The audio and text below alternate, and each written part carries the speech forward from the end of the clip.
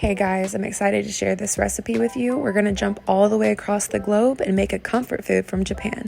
This is called Katsudon. Alright, for this recipe, we're going to make some beautiful onions using a lyonnaise cut, and I'm going to show you how to do it. So as you can see, I took the end of the onion off. I'm going to now turn my onion to the side. I'm going to hold my knife at a 30 to 40 degree angle and start making cuts into the onion. They don't have to be perfect, but we do want them on the thinner side. It should look something like this. And then we're also going to chop some green onions using the bias cut. I went ahead and seasoned my pork chops with salt and pepper, and I'm only using salt and pepper for this recipe. I have my breading station ready to go. It's all-purpose flour, eggs, and panko breadcrumbs. Panko is the only breadcrumb that will not get soggy when liquid is on top of it. Here I have all the ingredients laid out, ready to make my sauce for later on. You're going to need 4 eggs, scramble it up real good, and set that aside. Alright, so I'm going to start breading my pork chops now. Here's a thin layer of all-purpose flour. I just want to make sure the entire pork chop is fully coated. I'm going to pick it up, shake off the excess flour, and drop it right into our egg wash. From here, we're going to pick it up and drop it right back into our panko breadcrumbs. Make sure your pork chop is fully breaded. Press down to get it to stick. Repeat the process and you'll have beautifully breaded pork chops. All right, so once your oil is hot, we're going to take a pork chop and lay it away into the pan just like that.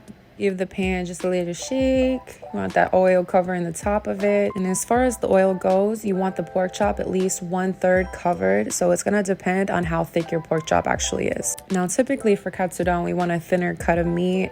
We're looking for this beautiful golden brown color on each side. We're going to add a little bit of salt to the breading. Here we have beautifully breaded pork chops. From this point, we want to take our pork chop and we're going to cut it into strips just like this. And you can set that aside because we're going to start making our sauce. Here I have chicken stock, and if you can use dashi stock, and if you can find it, use it.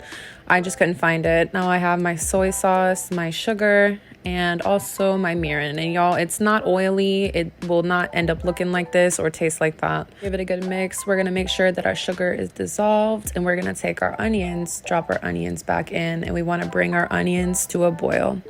Should look like that. Is beautiful. Oh my goodness. Let those onions go and cook for a little while. And katsudon is typically eaten with plain white rice, y'all. Okay, so back to our onions. These are looking perfect. Beautiful, beautiful. All right, so now we're going to take our cut pork chop and we're going to lay it right back into the onions and into the sauce. It should look just like this. We're going to take those 4 beaten eggs from earlier and we're going to pour it right on top of our pork chops. And we're going to do that to both sides. And y'all, if your egg gets into the sauce, that is perfectly okay and it will be delicious, I promise you. So we want to cover this for about 30 to 40 seconds just until our egg is fully cooked. When our egg is fully cooked, it should look something like this. And now I'm ready to plate this up. I'm going to do white rice on the bottom and our pork chops on top, and I'm going to garnish with some green onions. All right, and that's about it, y'all. I hope y'all enjoy this recipe just as much as me and my family do. Don't forget to like, comment, subscribe, and I will see y'all later.